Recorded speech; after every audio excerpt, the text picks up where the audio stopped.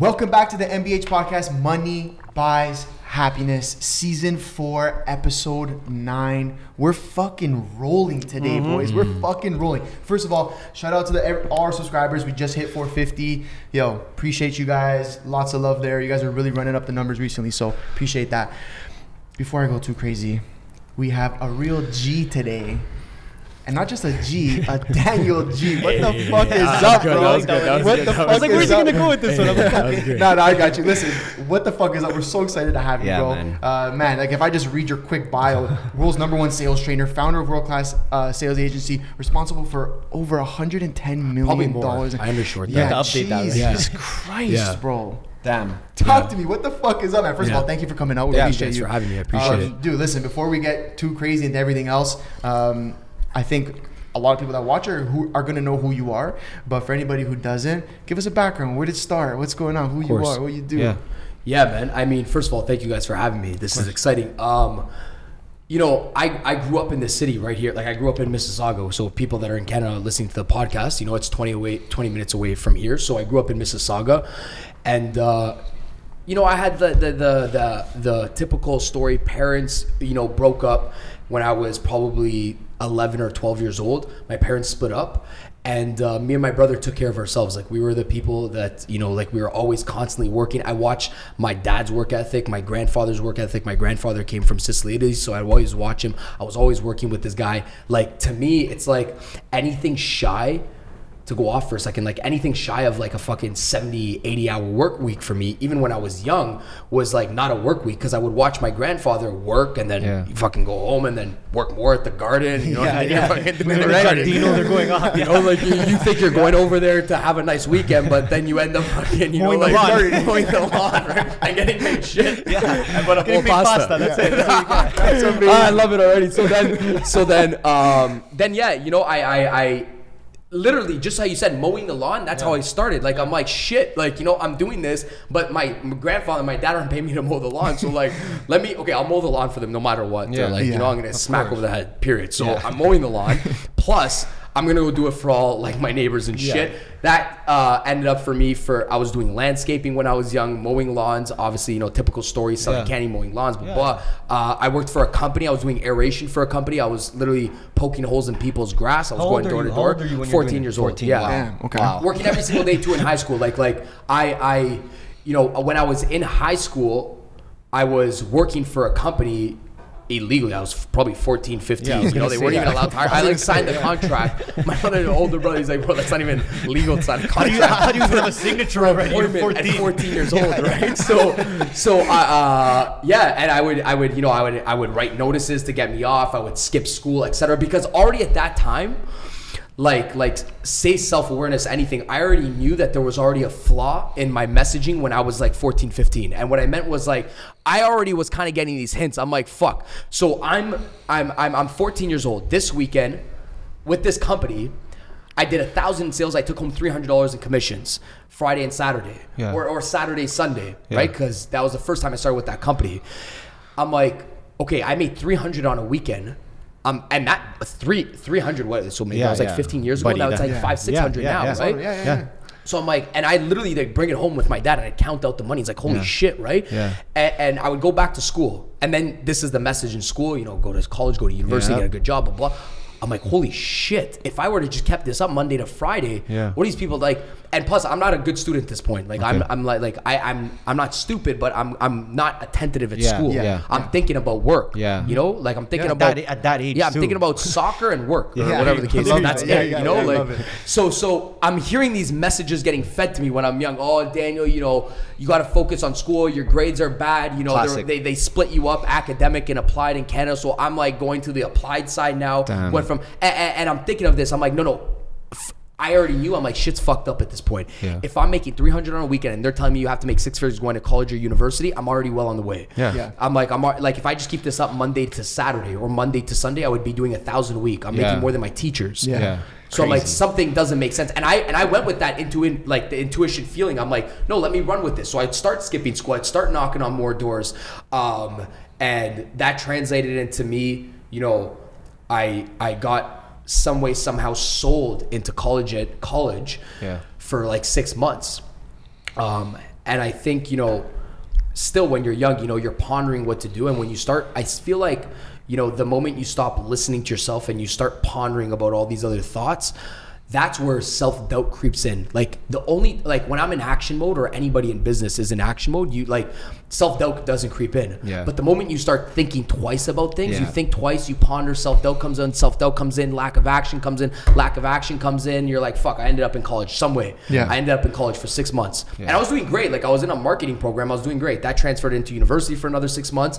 And then when I was in university, I was going to a university close by at York University. When I was there for like first semester, there was a prof in university, and he's like, hey, if you want to make, you know, he's like, by the way, he said it straight up. He's like, if you guys want to make 6 figures coming out of this university, like right away, guys, this is not what school is for. Yeah. And something clicked in my head where I'm like, oh, fuck this. People are telling me to go to university and make a lot of money. Now this guy is being transparent with me and saying, you got to play the game. Like, you know, get in corporate America. I'm like, no, this doesn't make sense. I'm going here to make money.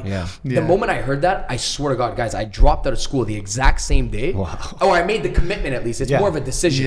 Like I may have went to school for another month just to like see, get a job and shit. Parents like, you know, I got to figure out how I'm going to finesse this whole game right now. So I dropped out of school. I remember I was dating a girl at the time. She was at York, and I'm like, you're never gonna see me again. I'm like, I'm gone from here because like, yo, I don't have like, I'm like, you want to make love? Let's do it right now in the lecture hall because I'm bouncing. You're never seeing me again inside of here. Like I'm gone. And she's like, what do you mean? I'm like, I'm dropping out. I remember literally, I went outside the lecture hall. I'm like, babe, I'm done. And at the time, that was in Vaughan, and I lived in Mississauga. I'm like, yo, I can't even afford, because I had no money. I'm like, I can't even afford to come back here, the bus ticket or whatever. So I'm like, probably have to break up. You know, I'm living at my grandparents. I have to go back home to Mississauga at the time. My grandparents are Vaughan. I'm like, no. I'm like, this is it. She's like, what are you doing? You're going crazy. And I just literally went back. I told my brother, I'm like, listen, I'm dropping out. Don't tell the parents, but I'm dropping out of school. Right? It wasn't even like, I wasn't even scared. You know, I wasn't even scared at the point. I'm like, let me just go back to how am I going to make money? What was I good at? So I got back into sales. I followed what I was curious about.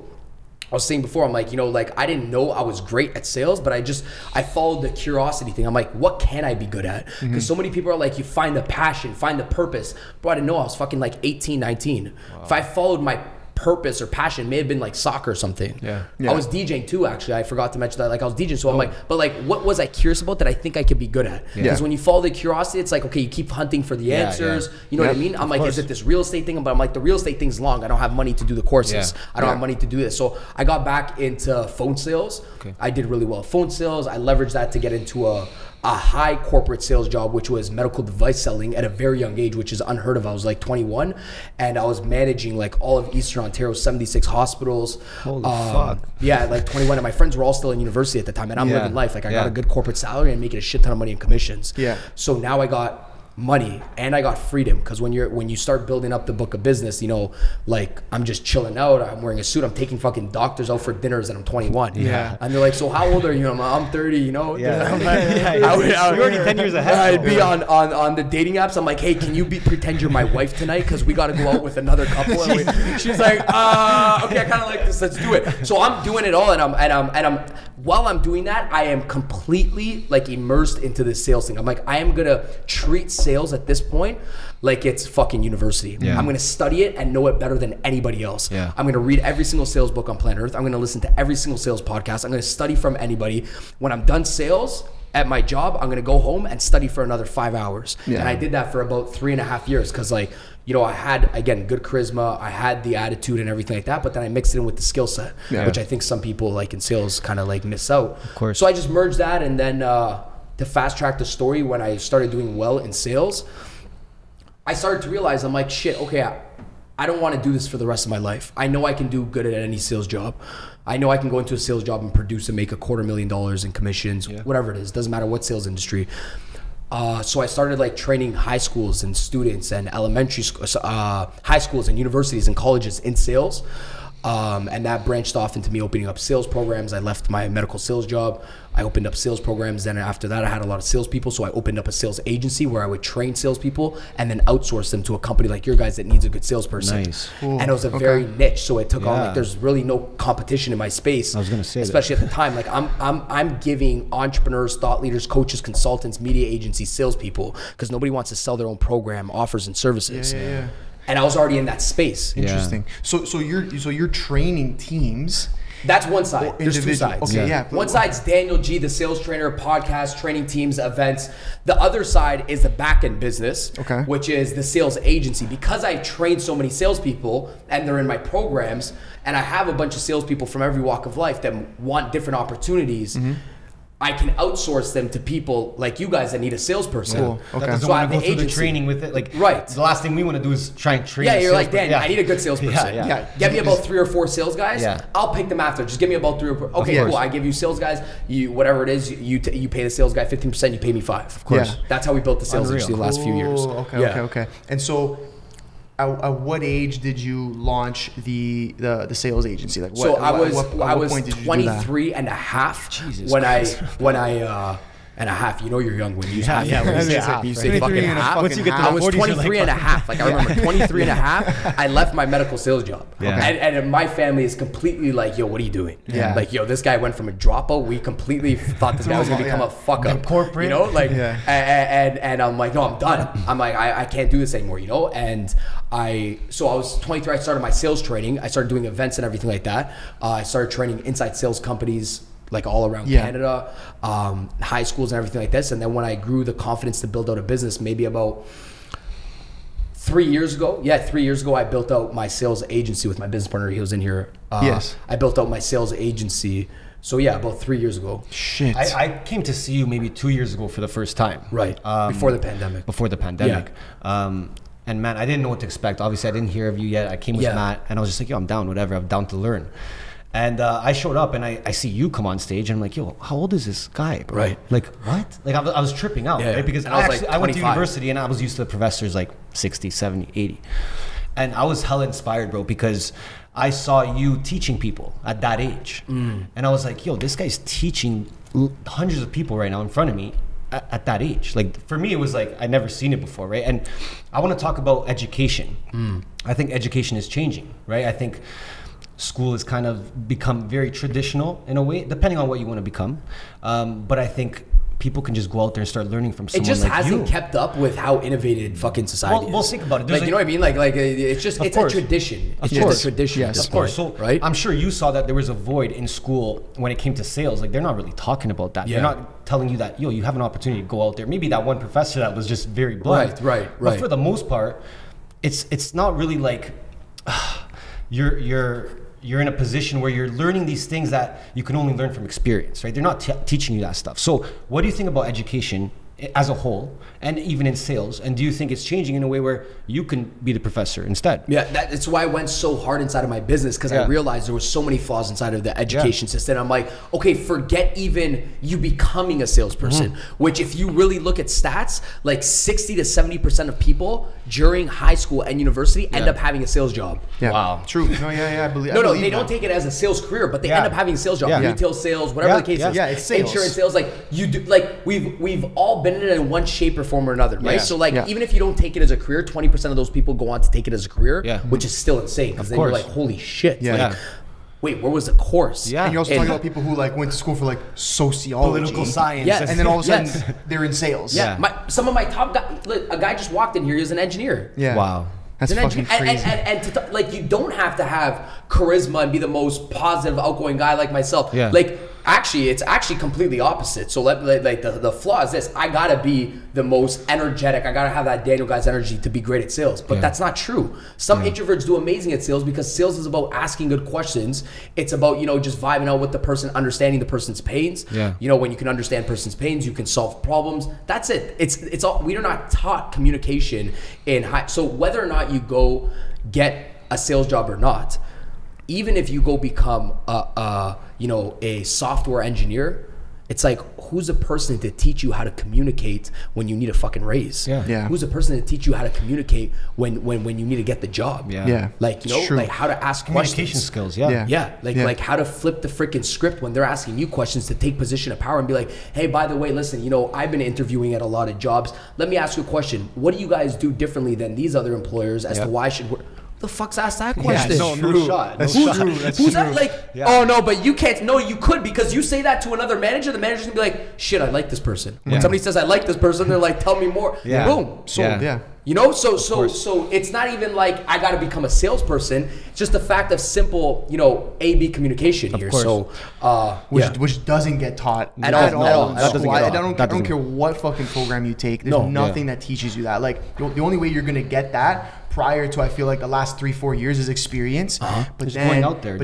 You know, then enter guys like you now, who are coming and saying, bro, this is not school, this is not college, this isn't fucking, I'm just gonna come here and teach you exactly what you need to know. Forget all the fucking fluff, all the extra bullshit. I don't need you to take an English course for me to teach you sales. I don't need you to take science to learn sales. I'm just gonna teach you. Course. You know what I mean? I'm just gonna teach you what you need to know. So, you know, bouncing off that, what I want to know is, when did the social presence and aspect of your business come into play? Because you're obviously fucking huge on social, you know, like you got your team in here, cameras set up around our cameras. You're like, yo, I need this content, right? So when did that begin for you? Maybe about like 2-3 years back, when I realized, I'm like, okay, so I'm dialed into who I'm doing. I know the identity now. I'm gonna go hard with the sales thing, but fuck, dude, there's a million sales trainers. Of course. Right? Like fuck, there's a million. So like, now I'm like, okay, the identity's dialed in. Now is my message dialed in? I'm like, okay, the message is dialed in. I know I got this message. I have a process. So if I can walk up into any company, I know I could feel out the company, and I know them to train them on my process, right? But I'm like, again, so I got the identity, I got the process, but now, like, how do I captivate? How am I doing different than everybody freaking else? So like, that's when I realized it's still not, like, just by having the message, having the product, having the concept, it's still not enough. I have to do what everybody else isn't doing. Like, so like, just like we were joking about being in the fucking robe, right? Or whatever you guys posted. You're like, being in the robe. I'm like that's break. I have to break a mold. Like, it's like, if you're, of course, it comes with like 50% love and 50% hate. Of course, right? That's how it is. And it's just that. But like, at the end of the day, if okay, you could shit on my car, you could shit on the robe, or whatever the case is, but I know the intent is to sometimes break the mold of an individual, because I could serve them on the back end. So if that car breaks the fucking mold on for you to just grab your attention, or me saying something a little bit loud, just to grasp your attention, and now you're inside of the community, right? Now I can actually serve you on the back end, because I know what the heck I'm talking about. It's just not fluff. Do you know what I mean? So well, the question was, so you started on social, and you kind of took social and used that as your way to break that mold. Correct. Just like you guys, consistent every single day, every single week. And when did it really blow? Because your numbers are obviously very impressive online. We're talking 800,000 followers. We're talking, like, I'm looking at your posts, it's like 100,000 views. Like, these are big numbers, right? So when did it start getting there? And what took you there? Dude. Honestly, I never had a fucking viral, like moment. Like a viral moment. And he knows, because he's been with me. Like, Matt's like, oh shit, you're still with the same shooter. Like, you know, he's been with me for a while. My camera guy, right? You guys like, shooter. That's my camera guy. Honestly, like, he's seen it all for the last like few years, from 10,000 to 15,000, whatever. And I've never, like, I tell them always, I'm like, you know, I've never woken up in the morning, it's like shit just exploding. It's just gradual. It's just consistent, gradual growth. Like, I do a lot of work on the back end that helps social a lot. Like, I train big teams that have, like, you know, 300,000 sales reps in one company. So like, but that work ethic on the back end, and like continuously repurposing it, staying consistent. It's been such a some videos have done better than others, and you get more followers off of it. But yes, it's definitely like, it's been a consistency game. And I honestly, like, you know, I own that, because I used to fucking want the viral video. But then I realized this. It's like, I'm kind of glad not one video has blown up my fucking shit. Then it might just be all about that one video now. And then you didn't like really like, now I have, okay, for the last 3 years, my message has got fucking better, because now I'm not cocky off that one video, which people get. Of like, course, you know, so like, that's how one-hit wonders are involved in music. So now I'm building up the intangibles in the last 2 years about like better message, higher confidence, better energy, blah, blah, blah, by just staying fucking consistent. So I'm glad not one video hit, because maybe if one fucking video hit, I would get too ahead of myself and I would have fucking stopped. So I'm like, no, in the process, I'm building what nobody else can see, which is the intangible of my skill set, you know, of the messaging. I know my audience. I'm kind of figuring this whole thing out. Of course. So I'm building the consistency muscle in the game as well. And what I like about that is like now somebody who maybe has just been put onto you, comes across you on their Explorer, like they can scroll back, and see 2 years and see the growth. The story, correct, right? And I always keep that shit. That's so important. Like, Go back and not be ashamed of anything you've created or any type of content. I have a question actually. When did you know that you can start teaching people? Good question, man.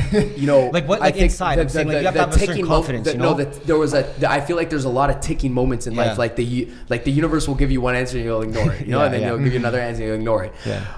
So like when I was in sales, I would be at like a sales presentation. They're like, you got to do more than this. And I'm like, what the fuck does that mean? You know, the nurses are like, I'm demonstrating a medical bed. And they're like, so what else do you do? I'm like, yo, this is my job. What do you mean? Like, this is sick. I'm making $250,000 this year. What do you mean, what else do I do? Yeah. Sign from the universe. Of Then I'm like, okay, let me figure, I'm doing this sales training thing. And I go teach one high school. And this kid comes up to me after high school, after the class, and he's like, dude, what you just said completely changed my life. I want to drop it on school. I'm like, yo, chill one sec. Hold on. But and I'm like, oh, like that hit. Yeah. And then I got another one of and that hit. So I'm like, well, fuck the age, because I realized this. I had one of my first events, it was a corporate sales training, and I was young, man. I was 20. Like again, I said 23 and a half. Yeah. And I'm training a company full of sales executives that are 40 plus, 30 plus. And obviously, there's a cocky guy in the back that puts on his hat. And he's like, man, how old are you? Yeah, classic. Right? And I knew it was gonna come. Of course. Yeah. How old are you? And I'm like, well, it really doesn't matter. Yeah. He's like, well, at the end of the day, he's like, you look like you're my son's age, right? And I'm like, okay, where's he going with this? He's like, you look like you're my son's age. He's like, why should I listen to you? Yeah. Right? And I'm thinking of this. I'm like, well, dude, maybe you got 1 year of sales experience, what you learned in the 1980s, and you've been repeating that for 25 years. Of course. It doesn't mean you have 25 years of experience. You repeated 1 year for 25 fucking years. You know, you guys know that. And I'm like, you just repeated the same shit over and over and over. But I'm like, if you have an open mind in the next hour and a half, maybe I'll teach you some shit, or you can learn from your kids, maybe about social media. Maybe you're following up and you don't know my sales system to follow up or whatever the case is. So what I realized was this. I'm like, okay, no. If I the only time you give a shit about what somebody else's opinion is about what you have to deliver is when you're not confident in what your message is. Then their opinion fucking matters. Facts. So then I had to go back to bed that day and I'm like, shit, is your shit, is it relevant? Is it better than what's out there? If it is, their opinion doesn't fucking matter. It really doesn't. Like it has no weight. The only reason why somebody else's opinion will matter or have weight on what you're doing is when you're not confident or you have a little bit of self-doubt inside of your business, then people's opinions matter. So then I'm like, okay, these guys are all old. Like my dad should be listening to me right now because everything's freaking changed. So I mean, that was... It was just like you kept doing it and people just kept giving you the signs and you're like, yo, I could do this. Let's fucking go. Dude, I gotta say, I love it. I could tell you're fucking Italian. You got the hands moving around. It's usually me and him. It's fucking, our hands are flying around. It's hard, bro. I'm trying to grab the espresso right now, take a shot. I want to ask too about, because like jumping off that, young age, you're starting off, you're in corporate settings, bro. Like you're with 65-year-olds, 45-year-olds, 50-year-olds who have the biggest heads already. How are you dealing with any hate that's coming your way? How are you remaining confident at that point? I didn't deal with it, bro. You didn't it's my message still today. I don't deal with hate. How did you get that mindset?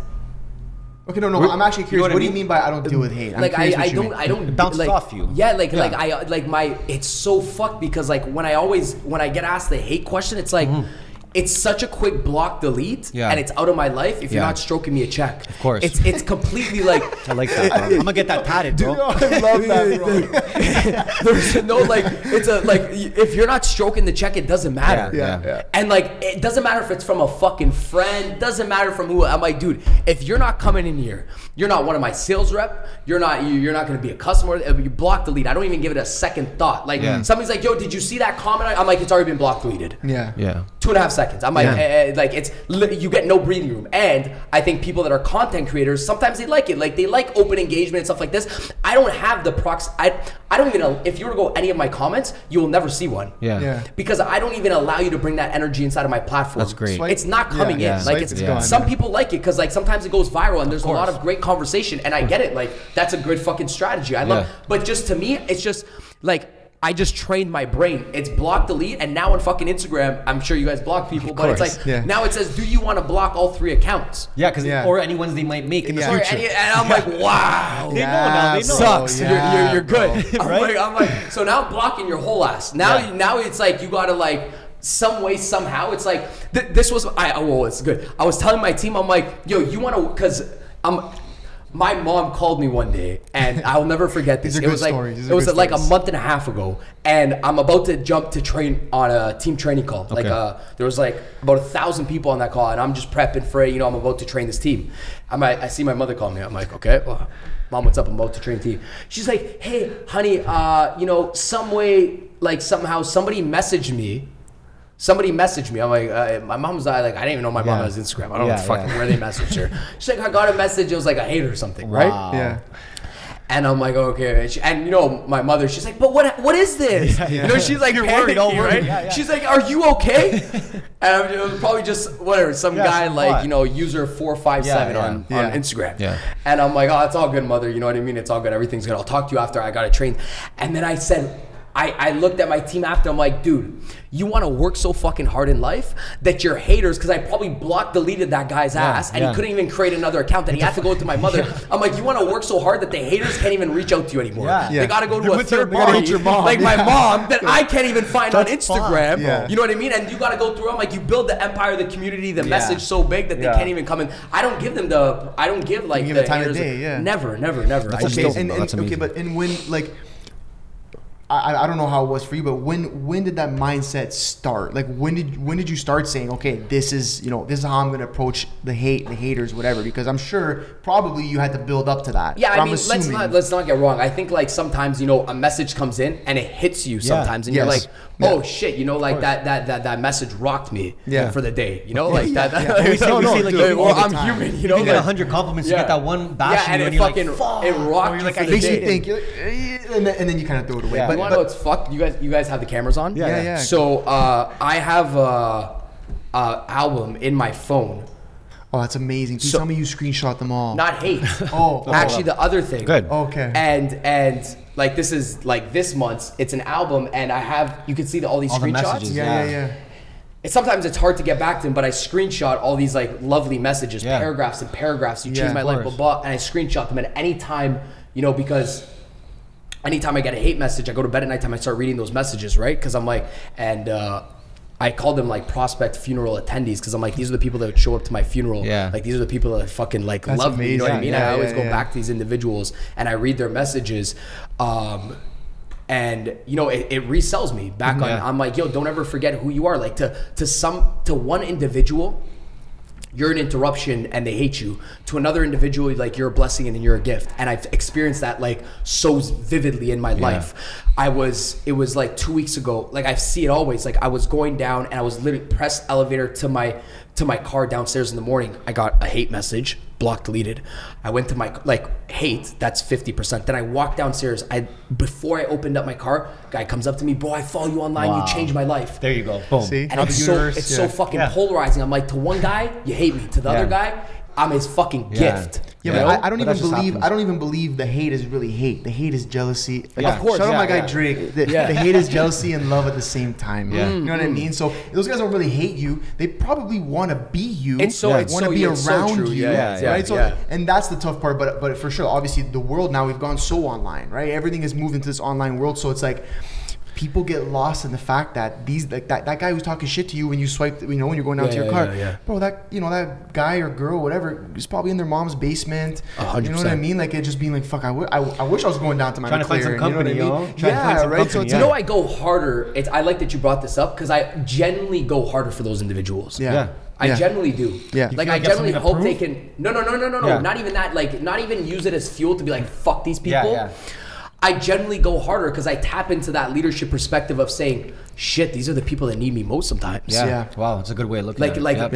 I've honestly had people come up to me, I was at a restaurant a couple of days ago and he's like, dude, I was like really skeptical about you in the beginning. He's like, I've been watching. I'm like, that's what it's all about. Now I fucking love your shit. I'm like, sometimes the people that are, why am I doing this? Just for the people that are fucking already in momentum? I'm like, there's some people that fucking need me most that I got to continuously put out this message till one day, like this skeptic or this hater, he gets educated enough to be like, oh shit, that one video woke me up and I got to go do something. Whether he becomes a client, a customer, whatever the case is, I'm like, no, this is why I do it. So like, sometimes I got to put on the other shoes and say, no, this is exactly why you do it. Yeah. I'm like, no shit, you're going to get freaking hate. Like for me, I'm like, of course, if I'm energetic and I'm bold online, dude, the first thing you're gonna say is this: what does this guy take? What the fuck's he on? Like, it's other than an espresso shot, right? Of course. It's like, just like you said, if you hate my fucking Gucci shoes, you probably hate your own shoes. Yeah. You know, if you don't like my energy, you probably don't got the energy. Yeah. And like, fuck, don't have the Gucci shoes. Or you probably want them. Or you probably want them. Right? But I like, and then it's going back to what you were saying about the consistency. I love that you stay consistent because, especially, obviously, you know, people probably look at you online and they think like, this isn't even attainable. But I think because you're so consistent with your message and what you do online, that people start to look and believe and say, you know what, fuck, this life is attainable. You know, these goals are attainable. Maybe I can be the next Daniel G, or, you know, go in that path one day, learn right? from him. Yeah, you know what I mean? So then it's just like, like the consistency allows people to actually buy into like this dream, which is so respectable, right? Because, you know, when we're talking now, going back to like you're saying school and stuff, the teachers, and they don't motivate you like and that was my experience. I never was motivated by teachers. None of them pushed me to be a better person or to be more career focused and how do I get to the next level in my career, or what that case is. So I feel like what you do online is important because you're selling people on the dream, but making the dream feel attainable. It's so fucking cool that you said that, dude. Yeah. You know, because it's so good that you said that, because again, another pushback that I get, it's like, this dude's selling the dream. Well, fuck, I better be doing it if nobody else is doing it. Why you stop dreaming? Yeah. The moment you stop dreaming, you lost this game. Of course. Yeah. You lost the game. Yeah. You stopped dreaming, like you have lost. So I'm going to go 100 times harder to sell you whatever that is to you. That's your own vision. That's your own thing. But I'm constantly, like, at least I will be the first step. Yeah. Okay? Like, to sell you the dream. Yes, you're right. Yeah. Like, but if I'm not doing it, who's doing it? The teacher isn't doing it. Yeah. Right. So yeah, man. That's like my biggest motivation sometimes. Yeah. Is to go harder. Dan, you bring up your team a lot, which I love. Yeah. When did your team come into play? How important was that for you? And was it difficult for you to kind of start delegating things that maybe you were used to trusting yourself with?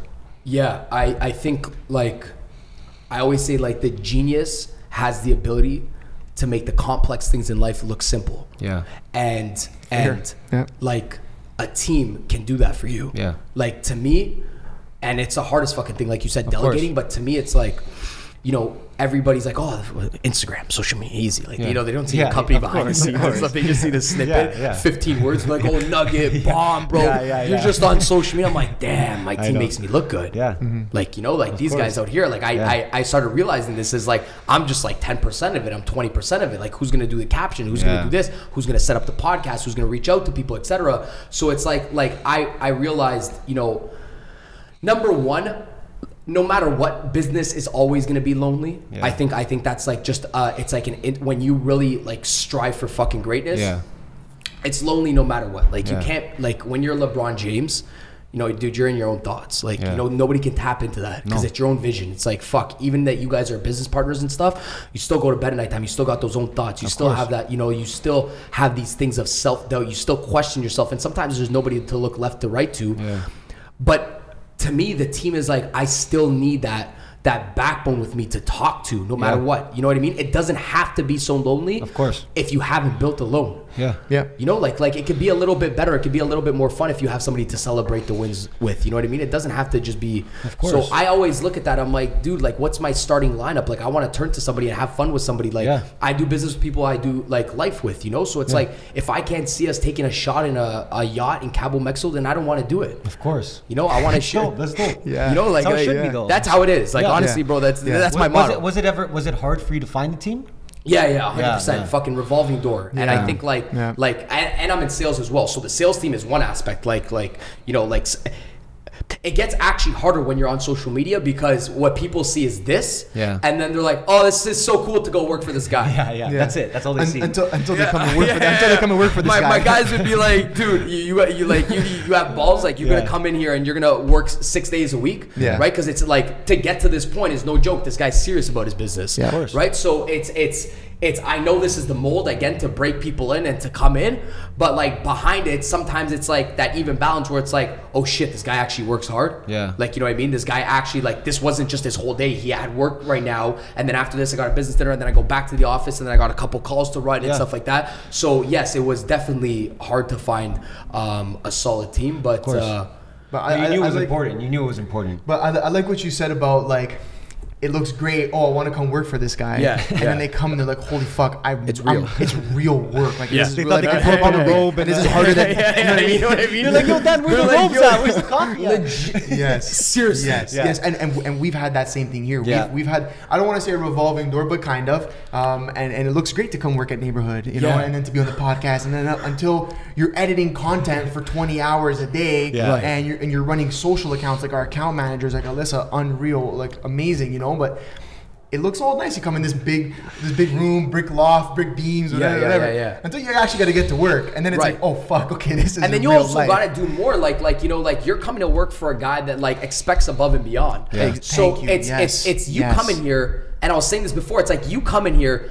You don't just work for me to work for me. Yeah. You're working for me and you're like impressing me. Yes. You got to impress me to stay in my proximity. You got to do something and be like, fuck, I reached out to this client, I booked us this, or I got you this booking, or I got you this stage, or I got another client for the agency. Daniel, I did this, whatever the case is. It's like, and it doesn't have to be with anything monetary. It could be like an extra thing of value, whatever the case is to me. It's like, you got to go above and beyond. So to me, doing enough is just not enough to me. Of course. And this is with everything inside of business. Like you're just. You want to sit with winners. Yeah, that's of course, it. You want to sit with winners. And I'm always looking at that. I'm like, who went the habit of going the extra mile inside of my business? That's who's around me, because I appreciate that more than anything. No matter what comes out of that extra thing of just like, oh, he didn't come in here just to make his calls and stuff like that. He came in here and he knocked at my office at 9 o'clock at nighttime and he said, yo, do you need help with anything else? I'm about to wrap up, but bro, let me help you with like that. Like to me is just so like that overpowers fucking anything. You can't put a price on that. No, you can't. Like, I wanted to ask you where you get your fulfillment from. How's your appetite keep growing? What is it about what you do that keeps you going? Is it those messages where it's like, yo, you changed my life? Yeah, a lot. You know, a lot. Honestly, is just like, I realize that, you know, I think with everybody else, when you could tap into potential, that, you know, it's just all begun for me every single day. I know I'm just as good as yesterday inside of my business. Really, like I really look at that, because I know that's the sales jargon. Like, you're just as good as your last commission check. That's like what I always tell my guys. I'm like, dude, nobody cares if you could show up one day and make fucking $5,000 and you can't do it the next day. And I realize that, like, about business, because it's like, you know, artists, like I love observing. Like, my thing is like, what people don't know, and I don't think I've ever said this, was I observe artists inside of my like singers, hip hop artists. You know, I observe them because I watch. Okay, one hit wonder. They got hyped off their first track. Nobody gives a fuck if you can do one song. Do it again. Drake is Drake because he's fucking Drake. He did it again and again and again and again and again. And people get hyped off this one track. Oh, I want to be a singer, dude. When you get the $1 million check, you're gonna do it again, because nobody gives a shit if you can just do it once. Exactly. You know what I mean? And I realize that. Like, I generally tap into that always. I'm like, cool, you had a good video, you had a good event, but like, I'm never gonna be able to tap into your audience. Like, I would never be able to be here if I just got hyped off. Like, your audience would never know who I am. Of course. If I got hyped off that last thing, I would never be able to sit down, because now your audience doesn't know who I am. And they don't give a shit what I did before. They're like, hey, whoever's watching me right now, it's their first time. They're literally, there's a sense of judgment. Yo, is this guy gonna show up and he's gonna perform? 1, 2, like give me what you got, dude. I've never seen you before. So I know I gotta show up and give nothing less than 150 fucking %. Because there's new people watching this 100%. that never listened to me before. So before I come here, I let go of everything. Like, I'm beginner mindset before I come in here. I don't give a fuck. I don't care about like what I've done in the past, followers, sales company, anything. I'm like, yo, I gotta prove myself right now. Humble, bro. Like every single time. Every single time. And still till today, it shocks me, because when I walk outside and somebody comes up to me and, you know, they say what up and stuff, well, I'm like, the fuck? Because of business? I'm not like an artist. Like, I don't think, I'm thinking of it like I'm just showing up and I'm working every single day. That's the way I really look at my life. Like, I show up and I work and I train people on sale, and then some way this thing has blown up or has built up a following where people admire it and they love it. But to me, it's like the next day I'm back to work. This is the work for me, and I got to show up, beginner mindset. And I think the important part of that, again, and going back to it, is the consistency of what you do and the way that you're making what some people would say is like an unreachable goal or an unreachable dream feel attainable. You know what I mean? And so I think that's where, like, you know, you meet Drake. Oh my God, I met Drake. No, there's that fantasy of being Drake or being in his circle or whatever.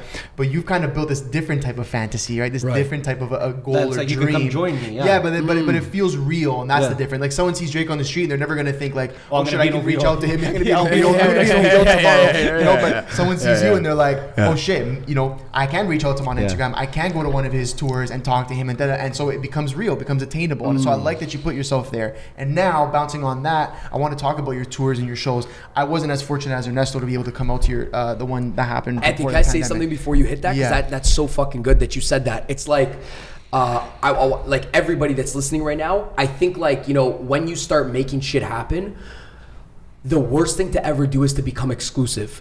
Because, like, I always think of this because I have people reach out to me every single day, whether it's speakers in the space, coaches, artists.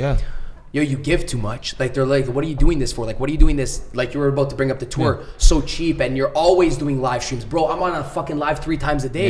Damn. I'm doing it every single, I'm like, whatever somebody sells a course for $50,000, I'm doing it the whole year for free. I don't have a course for $50,000. I have a course for $99, and it doesn't even make a % of my fucking income.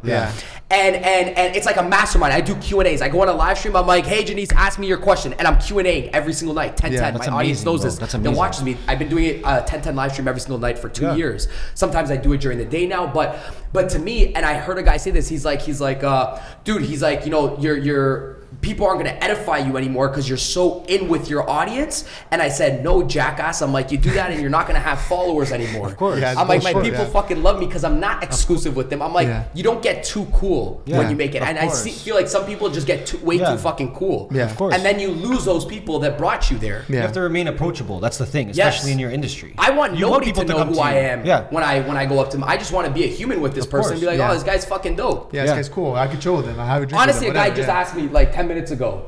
He's like, yo, what's your Instagram? I'm like, bro, I'm not even on social media. That's amazing. That's amazing. I love that. I don't even know why I even. I'm just like, I'm not even on social. She's like, oh, dope, you're a cool guy. I just want to be a human. Like I don't like what. I don't want you to judge me after. Like, oh shit. I'm like, dude, we're just having a good time. You know, we're just it changes fucking everything. Anybody, I'm going out. Girls like, what's? I'm like, I'm not big on it. Like, I want you to judge me for the human that I am with you right now. Not anything. Fresh air, of course, first before anything else. Like, you know, we're just vibing out, we're having a good time. And that's why my socials done fucking well because like I'm like this, how I am with my team or anything else. Like you see what you get. No, I like that. So listen, bro, you're a fucking machine. Number one, because bro, this is what I see online, and now talking to you, obviously being at your show as well, bro. Like, do you have a routine? Because it seems like you're just fucking working all day. I don't, like, it's crazy, man, because, like, you know, a lot of people and a lot of my friends have great fucking morning routines and stuff, you know, like they meditate, they're levitating in the morning and stuff like that. You know, like one guy, I'm talking to one of my friends, like he's like, yo, I levitated 6 inches, and I said, wow, dude, like I wake up, this is my routine. So my routine is, I swear, I've never even thought of it, but like one of my friends, I think he actually had that conversation where he's like, I was floating. I'm like, what the fuck in the morning? My routine is this: I wake up in the morning, and the first thing I do is it's always gratitude in the morning. I don't go over like this crazy gratitude journal, which sometimes I do, but it's not even a routine. I literally just say, yo, thank you for another day. That's it, because everything else is secondary. Than me just waking up and then straight to work.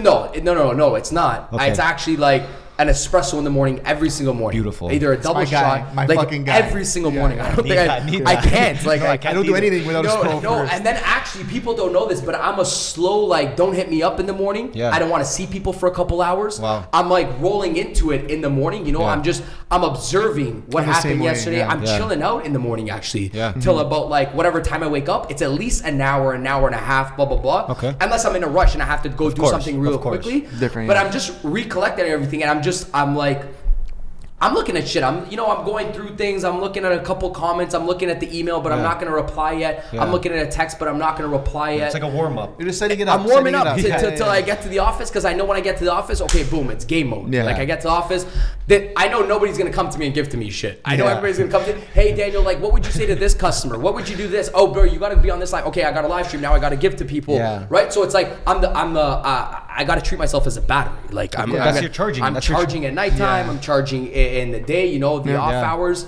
My days are very structured, like till late night, because my last streams and I do my trainings late at night. Okay. So like I go to bed very late at night. Okay. So in the morning I give myself that time. So I'm in bed, 3-4, and I'm working till 3-4. I'm not chilling till 3-4. I'm working till 3-4, and I wake up. Whenever I wake up, I don't really set alarm clocks, but whenever I wake up, I work with my body. I like that. I always work with my body, man. I don't like, of course, bro, when we have something important, there has to be a fucking alarm clock. But I honestly, I listen to my body. My guys have a sales key to my office, and I know my number one thing that I always got to protect is my energy. Yeah. So I'm not going to fuck with it. Right. So, and then I get the day started. I don't have a crazy morning routine. Of course. Gratitude, I just wanted to ask, I'm like, bro, is this guy just working the whole time? Like, I'm in, start levitating for a little bit. Because I know a lot of people, everybody has their morning routine, which I love. Honestly, it's not like, no, everybody has it. You guys have a morning routine too. And it's like, everybody works what works for them. Yeah. And I hate when people are like, you got to do this. No. Mm-hmm. Well, even now there's this whole thing of like the whole grind. Just keep grinding. And it's like what you just said. It's like you listen to your body. Yeah. And it's like not enough people are hearing that, right? And they're just maybe to somebody this looks like grinding. Yeah. Yeah. Honestly, to somebody this is grinding in their head. I'm like, shit, this is fun. Let's rock. I don't know what it is. Like, whatever. True. Like, again, it's like, it goes like work and ethic. When you look at that thing, like work ethic, work is like physical and mental output. Ethics is like what you've grown up to see. So if my grandfather is working, like I said in the beginning of the podcast, I'm like, he's working 90 hours. That's my ethics. Yeah. I've grown up to see it. This is what it is. This is Daniel. Yeah. My work is the physical and mental output. You put those two together, it's like, this is all I know. This is what I'm doing. Everything is around. This is fucking fun. Yeah. Yes, sometimes there's shit that you don't want to do and it feels like work, but this is honestly like fun. Like the process of me selling, okay, you were going to bring up tour for a second. We could talk about it. But the process of me selling $25 tickets when I could sell them for fucking $500, $1,000. Yeah. The process of me selling those tickets and doing lives and doing giveaways and hustling and telling people, go back and comment, tag 2 friends and go back on my live stream, comment done, and my followers know this, and hustling and selling the 25 is actually, I swear to God, is so much more enjoyable than me speaking on stage. Wow. Yeah. Interesting. Like whatever it is, like that's my shit. Because when I'm on stage, there's no better feeling in the world, and even if it's 18 people, and which we've done. Vegas, how many people showed up? Be honest, fuck the camera. How many people showed up in Vegas last tour? 10 to 15. Damn. And I'm looking at ticket sales and they're better than that. Yeah. You know what I mean? I'm like, and I'm thinking, we rented out this venue in Vegas, right? Me and Shooter show up. I'm like, Shooter, make this look like fucking 150 people. Get the angles and stuff. But like, and then I still sat there, and there was like, honestly, he's being nice. 8 people showed up, and 3 people left because a girl's like, she obviously didn't follow me online. She left because she put up her hand. She's like, you swear a lot and I don't appreciate. I'm like, oh, this girl really doesn't follow me online. Wow. She's like, I'm about to leave. I'm like, Nancy, you don't gotta, announce that you're leaving the party. Just leave the party. Nobody likes the person. Hey, I'm busy. I gotta leave the party. Hey, you're swearing. Bro, leave. You're not cool. Like when somebody's at my house, like, man, I'm super. Get the fuck out of the door. Leave. I don't want to hear that you're cool and you gotta leave the party. You gotta tell everybody. Just leave. I'll see you tomorrow. Don't make a story. I'm tired. Leave. Bye. So it went down to 5 people. And I'm pretty big, like, you know, at that time too. Like I had like 150,000 followers on Instagram and a community that loved me. Yeah. And you know, we had a good show in Toronto. A couple hundred people showed up. Huge, yeah. You know, and I'm looking at that and I'm like, no, fuck, I love this. I'm like, these 5 people showed up from my work ethic. And I still had this feeling inside of me where I'm like, doesn't matter if one person shows up or 5,000 people show up, I'm going to give it to you like there's 5,000 people there. Maybe not the energy, like I'm yelling on stage. Of course. But I'm like, dude, you know, I'm going to treat it like a workshop, but I'm going to give you 150%. But yes, the process of me building it is actually like, I actually fucking really enjoy doing it. Like, I know this is even a process. Like, they you know, like builds content for tour and then maybe you can get me a couple other tickets. I enjoy doing it. Yeah, what I see when I see you selling the tickets for that cheap is just I immediately think this guy just wants to touch as many people as possible. That's it. Yeah. That's it. And I feel like it's like Gary Vee shit. I fucking love Gary Vee. I feel like it's like a legacy thing too. Yeah. It's like just like, you know, the classic thing, like when I'm gone, I just want people to remember me type of thing, right? So I feel like when you approach it in a way where it's like, I'm not even shooting to make, you know, millions off this tour. Bro, I'll sell these things for free. I'll give them for free. I'll do fucking $3, right? But it's like, you leave there and we know this because of this podcast, a very similar thing. If you left there and you touched all 500 people, like that is worth more than any dollar amount, right? And I can tell by your energy and the way you're so passionate about it. I feel that in you, and that's kind of, I guess, where it was in Vegas. 5, 8, 15 people. It's probably a similar thing. You left saying, you know what? Yeah, sure, whatever. It wasn't 500 people, but it was 5 people, 8 people that got me intimately too, which probably isn't that easy in fucking Vegas. It was better for those people. You know what I mean? It ended up being better. We're rocking out like this. You're probably like, okay, now I should have charged them more. No, which is huge. I actually want to circle back for a quick second on this, because I've actually more recently come into this where I don't set alarms for myself. I let myself sleep in, and I'm actually working, like you asked this guy, you see on my story, I'm here at 1, 2 a.m. in the morning putting in late night shifts. I enjoy it more. But it's like when you go to these motivational fucking Instagram accounts and shit, it's like, bro, Steve Jobs wakes up at 3 in the morning, fucking starts his day, he does a 27,000 kilometer run, does a marathon, he starts reading a full book. He starts fucking coding, and then all of a sudden he sold 20K in stocks in 2 seconds. It's like, hold on a second, bro. Chill, bro. Chill. You know, it's keep going.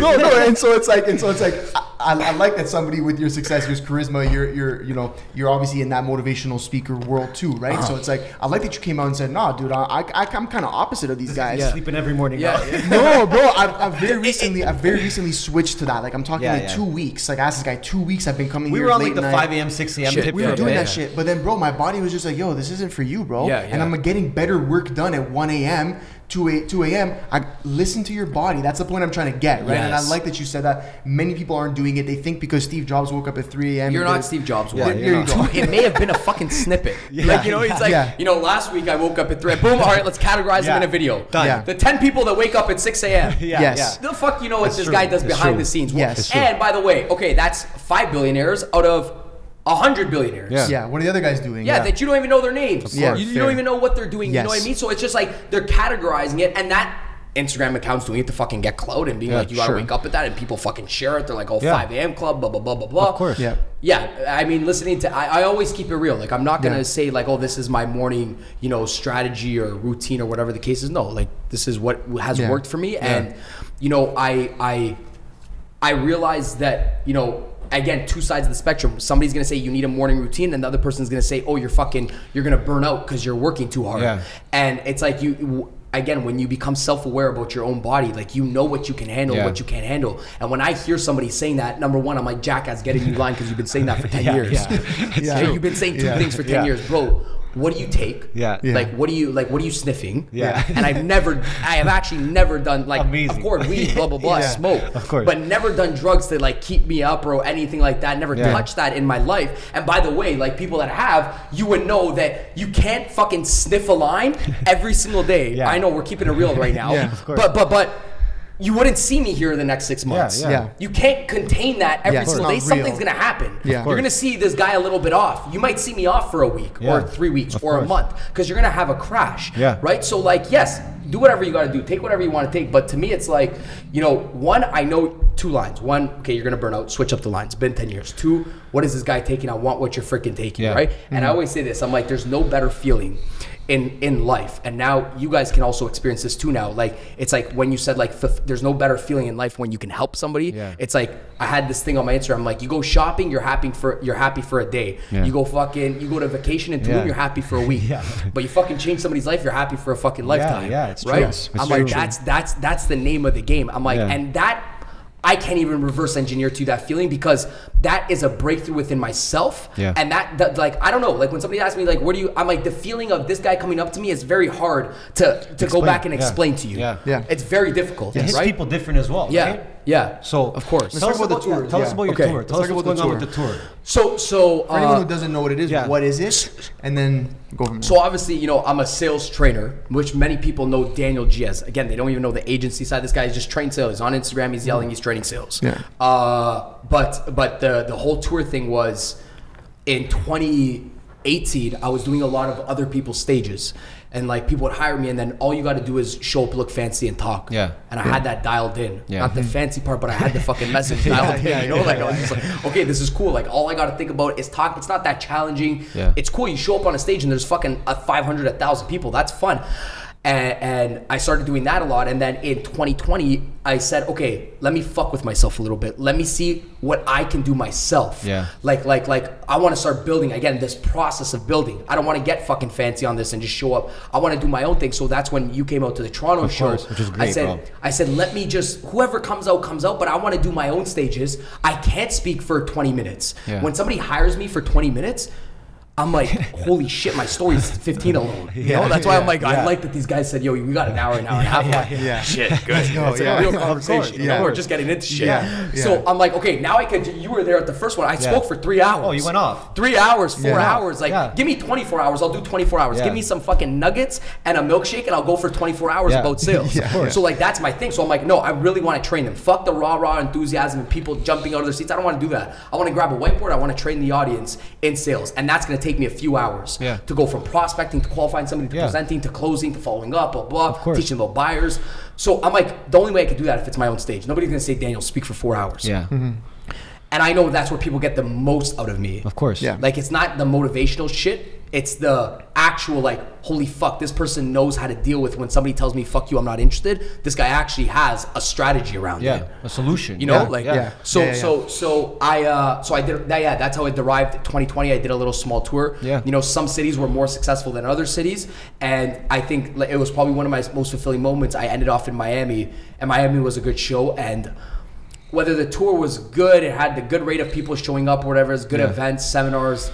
I'm like, I just did it. Yeah. And that was the most thing. I'm like, not a lot of people just do it. And it's weird. Like, not a lot of people, like, fuck, Drake goes on tour. Yeah. Like, what the fuck, tour? Like, my mom's like, what do you mean tour? Like, what are you singing with them? What are you singing? Well, I got to label it something. I'm just going city to city, but let's call it tour. So, and then when the pandemic hit, it was online. So I started doing a lot of these training calls online, and it blew up. Like a lot of, not blew up, but like I was very consistent, and it was a lot easier for me to hit a lot more people. So I was training a lot of network marketing organizations, big teams, sales organizations, and then I got used to it again. Yeah. And then I felt myself getting in this habit of, shit, this is easy. Yeah. I got like literally boxers on, you know, and a suit. They're like, oh, Daniel G, the best sales trainer. I'm looking down. I'm like, shit. You know, I literally just woke up from a nap, right? And then I'm like, boom, this is easy. Yeah. And then I'm like, okay, and it's fucked up still right now. Like, if you guys are watching this a month after, whatever the case is, like right now, it's still crazy to travel. Yeah. Like, it ain't easy right now. I thought it was cool, so I put out 15 dates in like 30 days. And then, you know, my brother hits me up. He's like, yo, so you're going to Italy, eh? And I'm like, yeah, I'm doing a show, which is not even part of my tour. I got hired in Italy on September 4th to speak, which is the middle of my tour or whatever. Yeah. He's like, yo, you're going to Italy. And then I'm like, yeah, right? He's like, okay, and then you're doing a show in New York City on the 13th. I'm like, yeah. He's like, dude, you can't do it. And I already started selling tickets for New York City. I'm like, why? Right? Like, because it's crazy. I'm like, what do you mean? I'm like, you know, we got this handled. I look at all the requirements. I'm like, we got everything. We're doing everything. And he's like, oh, no, Italy's on like the no-fly list. EU's on the no-fly list to USA. You got to quarantine somewhere for 14 days. Wow. So you got to come back to Canada for 14 days. I'm like, shit, but my plan was speak in Italy, then chill in Italy for at least a week. You know, you're there. You know, at least like to the 10th, and then hit New York on the 13th. Yeah. But chill in Italy. Go out, go for walks, you know, hang out.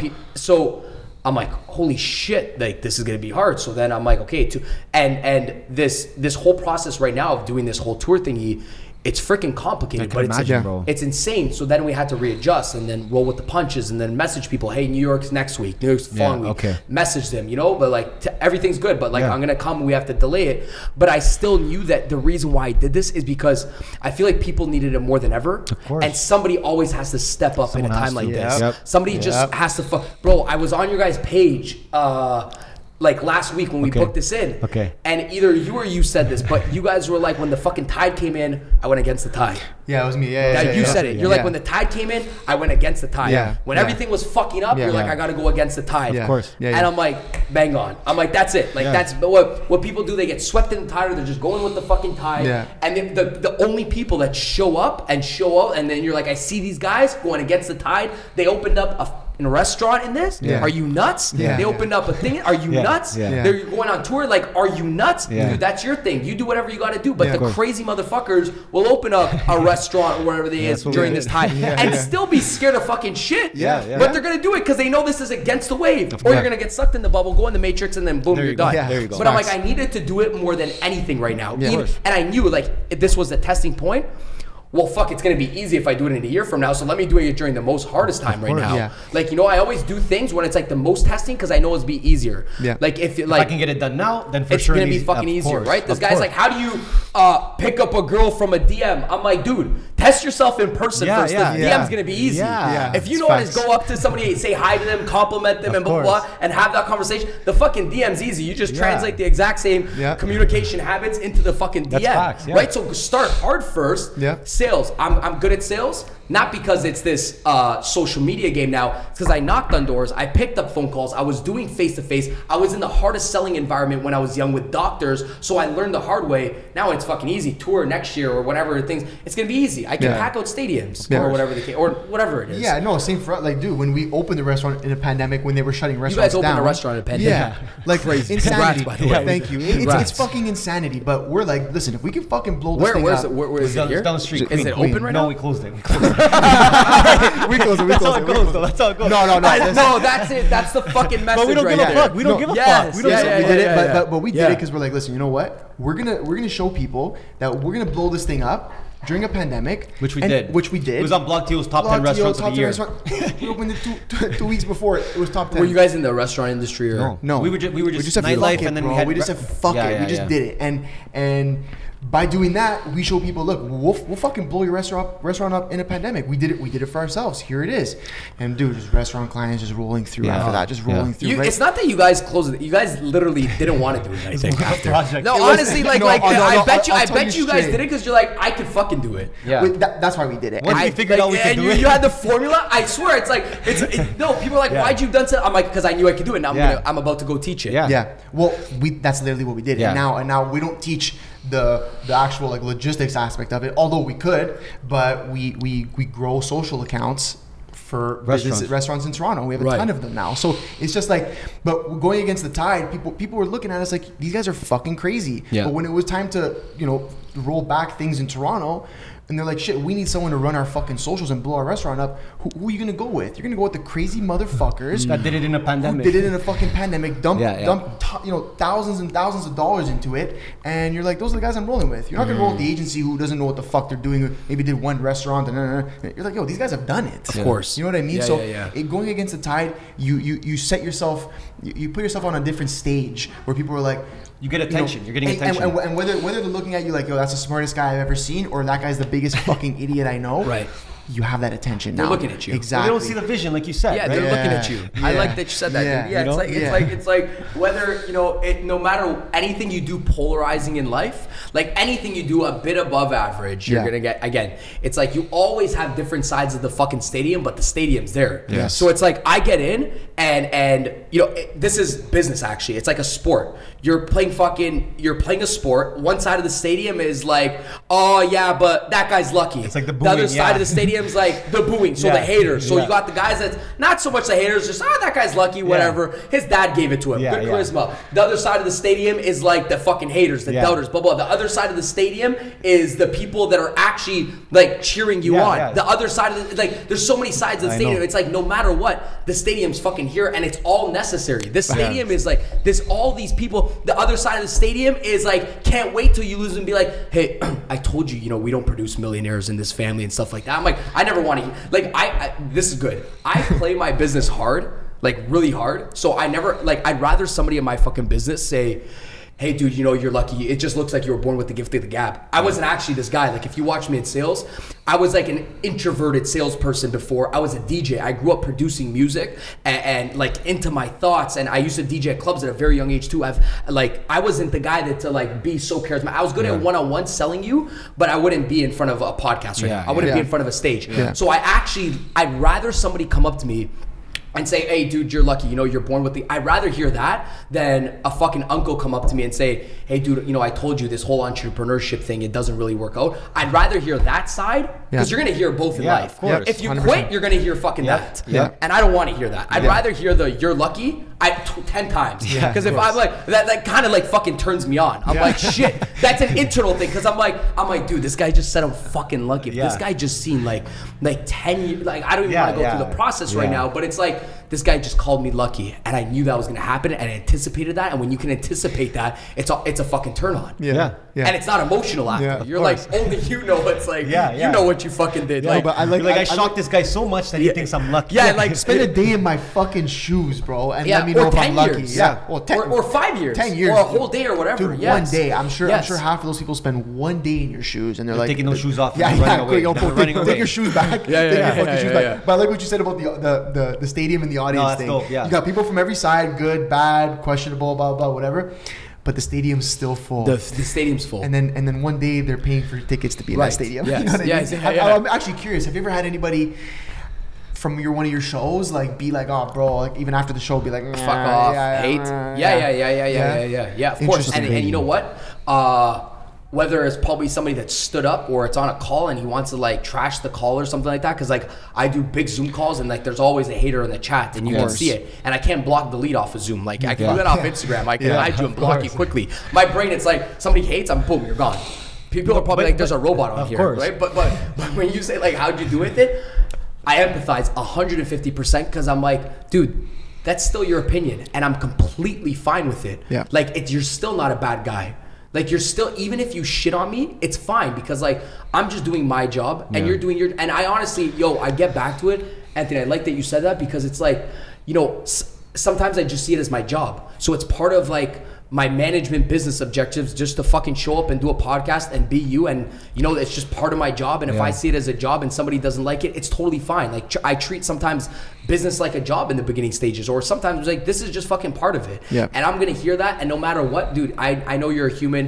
Whether you're going through something or you're not going through something, it's completely fine. We have two different identities. We don't vibe out on this subject, but I guarantee you there's so many other subjects that we probably vibe out with or whatever it is. And this is just business. This is just sales. And even when I was at your show, which was obviously maybe 2 years ago now, bro, when I walked in there was like, everyone just notepad.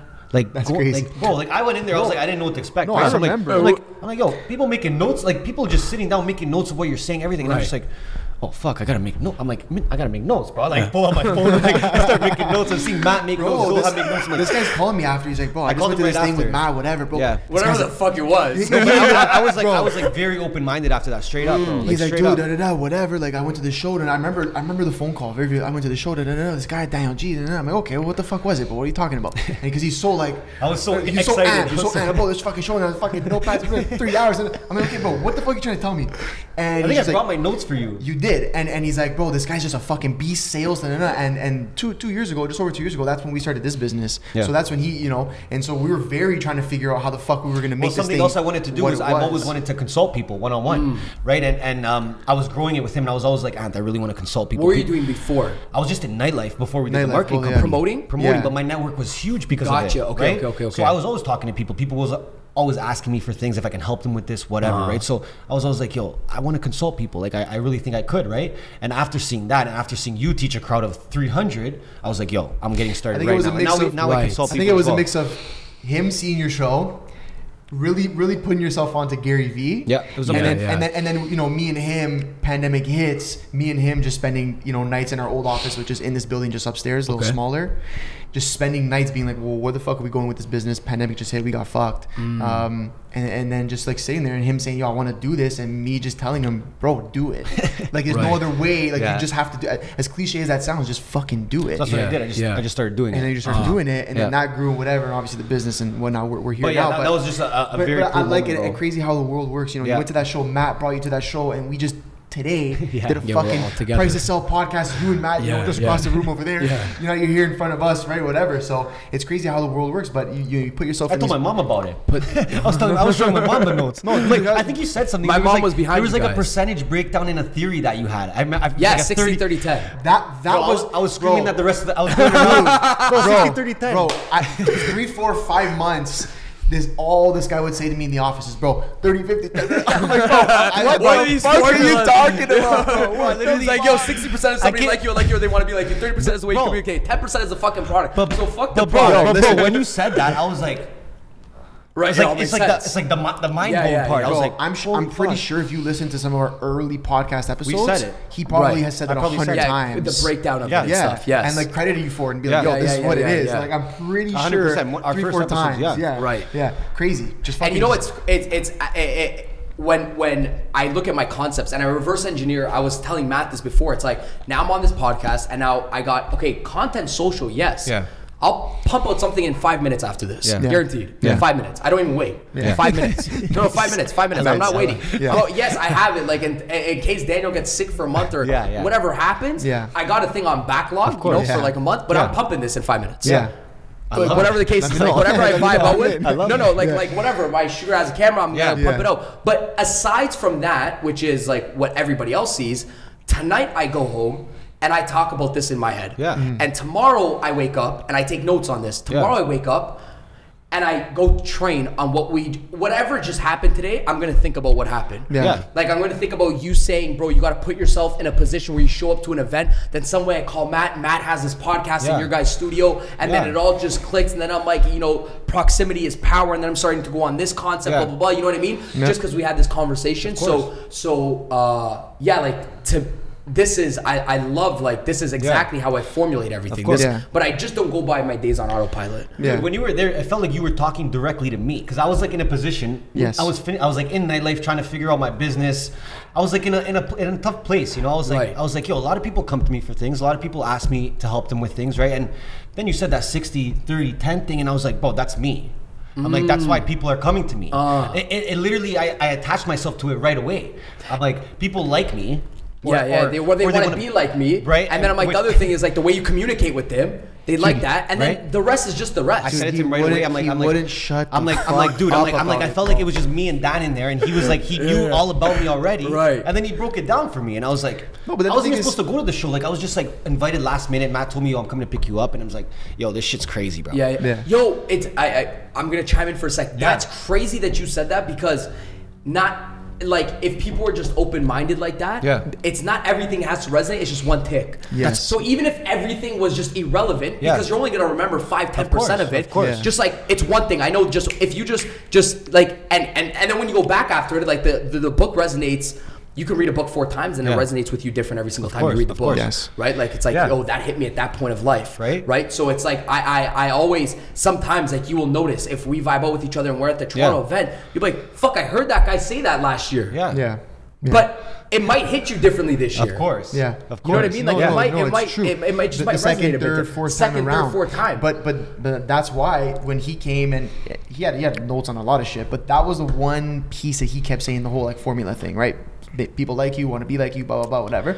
And we really, actually, credit to you. We really tried to put that into our business model again, because this business, we were promoters first before any of this marketing agency bullshit, right? So we were promoters first. So that's what we knew. We knew how to make people like us or want to be like us or be in the positions we're in. And we really took that and tried to use that into like, okay, how do we funnel this now, that this kind of formula into like our marketing agency and grow that, right? And so credit to you, man. You actually, without knowing, you probably helped us in a pretty rough time, because the pandemic was just hitting and whatever. So it's crazy that I still remember the fucking breakdown. That's Dude, nuts, bro. dude, that's crazy, bro. Like, insane. right? 2 years later, and I'm just like, yo, that's the part I remember. The formula. Right? The fucking Listen, algebra Dad, formula. we got some questions from people online. Okay. All right, because we put the story, you know. Shit.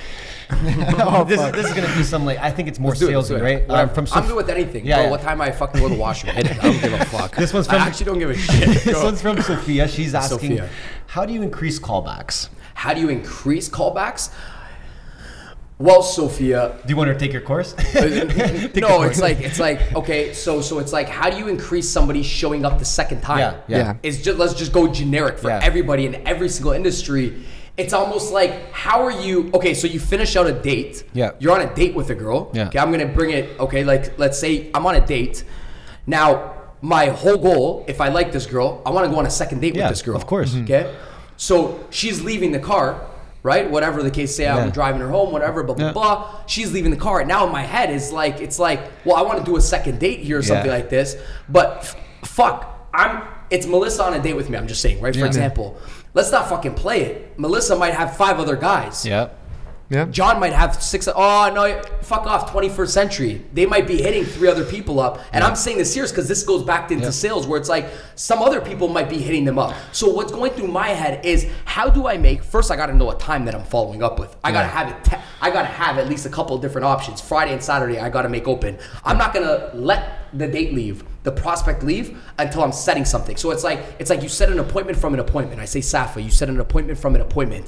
The worst thing to ever do is you're like, oh, let's touch base next week. That's how you never get a call back. Yeah.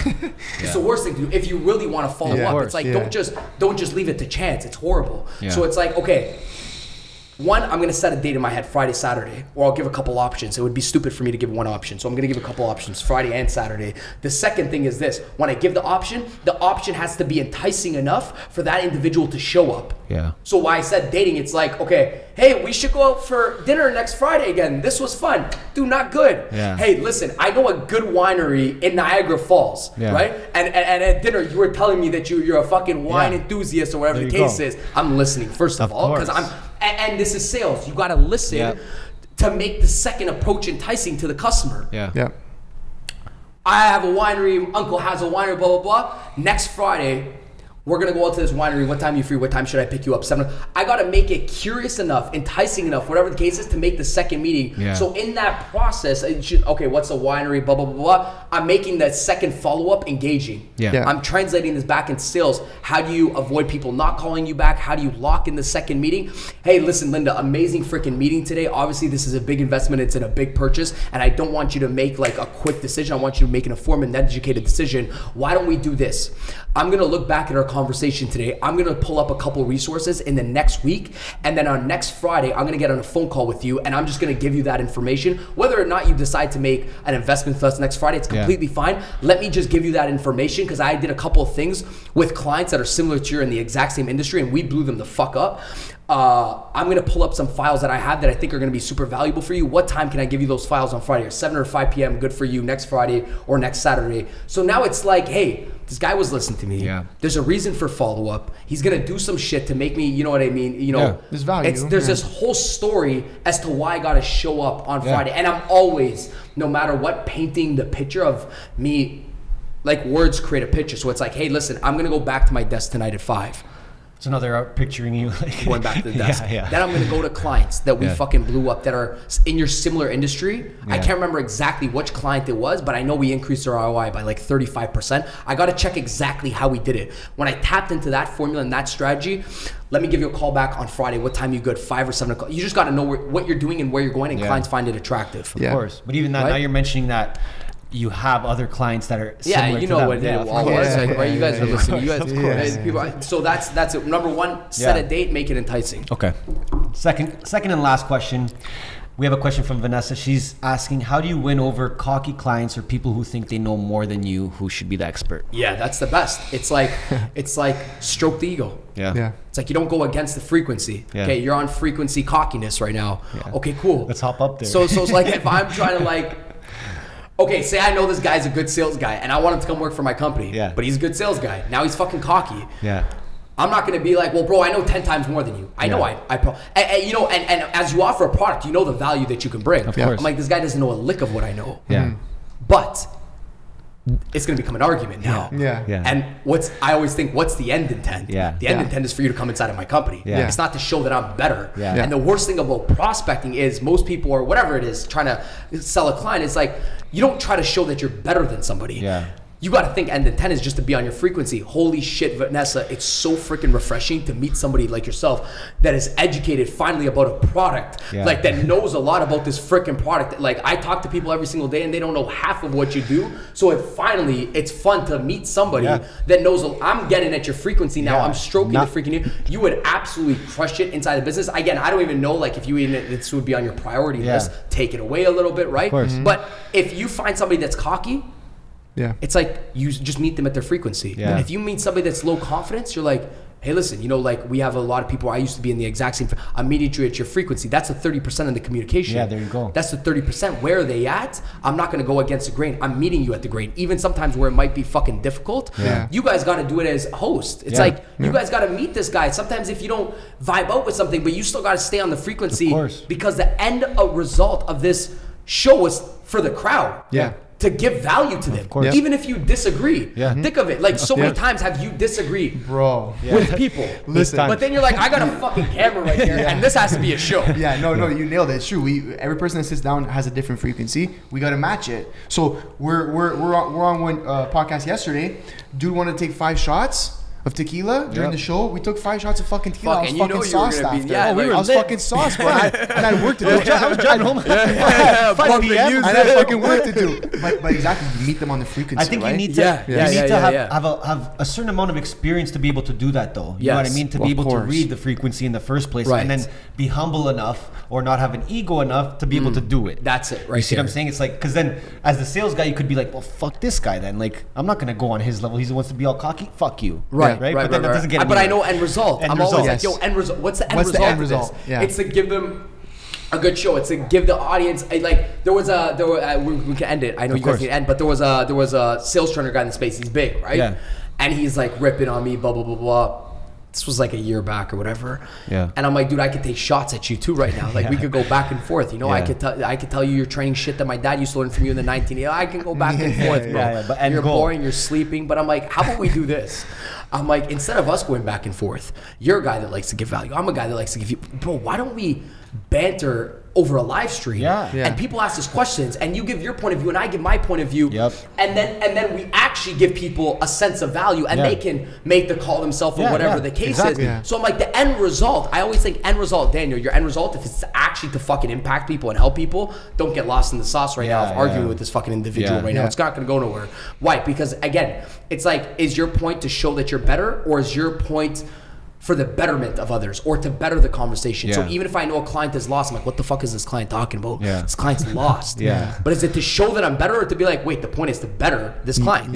So let me go with the loss right now. You're lost, I get it. Or you know a lot, but in my head, I'm like, you're fucking lost. But the point, again, is for betterment, not to show that I'm better. No, I like that. I like that. Well, listen, we're the MBH podcast, Money Buys Happiness. It's the famous question, bro. When you hear money buys happiness, we talked about this. When you hear money buys happiness, what comes to mind? What do you think? What's your thoughts on it? On the saying, the whole thing? And does money buy you happiness? Like, I mean, I feel like, you know, if anybody says, you know, money can't buy you some sort of like fulfillment or happiness, you probably didn't have a lot. Facts. You know, and it's hard, and it's almost like somebody's like, oh, it's a fucking this, fuck this guy.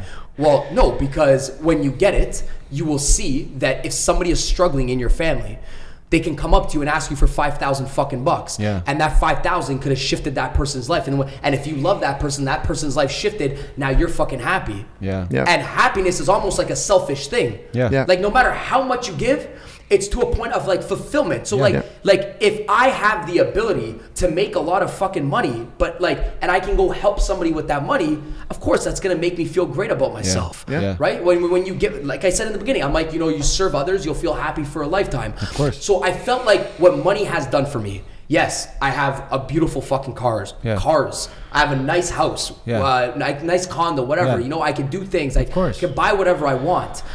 That shit's good. It's nice. But honestly, I lose, like, I jump in my car. I don't even appreciate it like my guys appreciate my stuff. I really don't.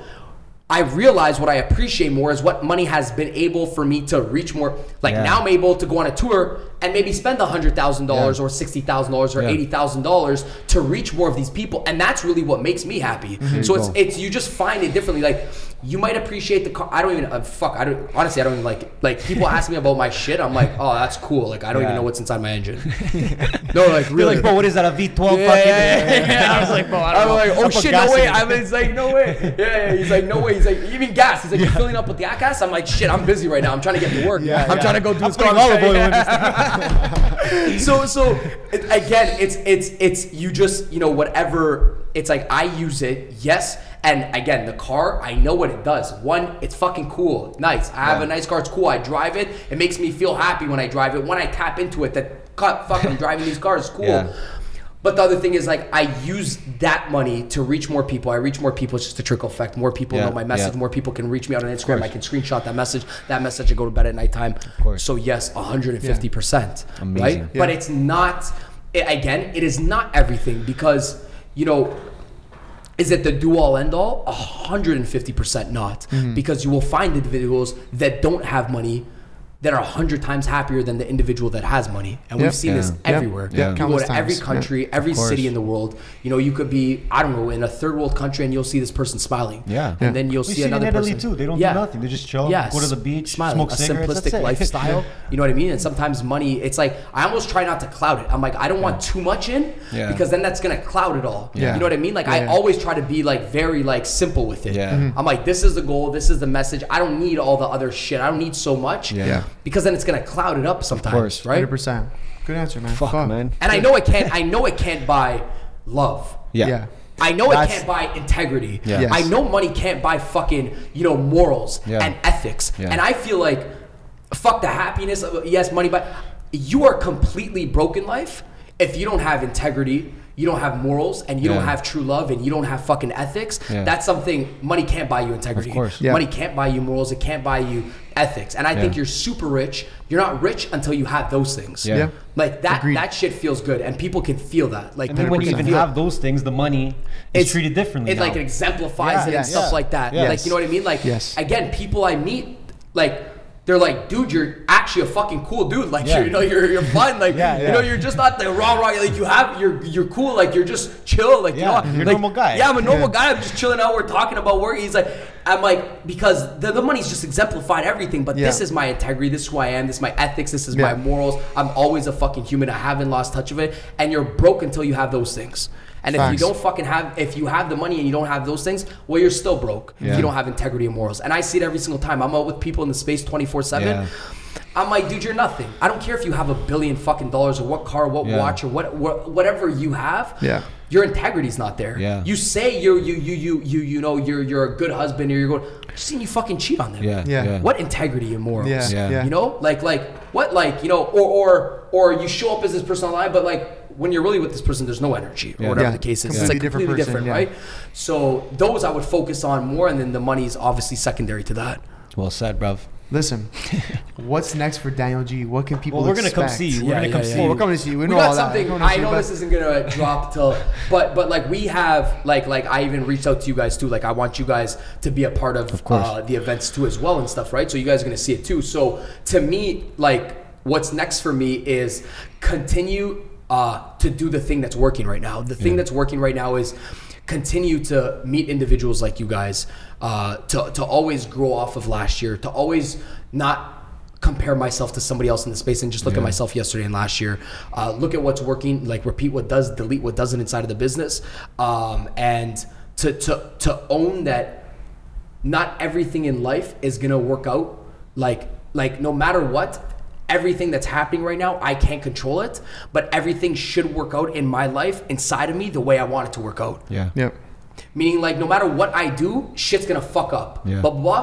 But for me, I'm always focused on, like, I should be able to control everything that happens within here.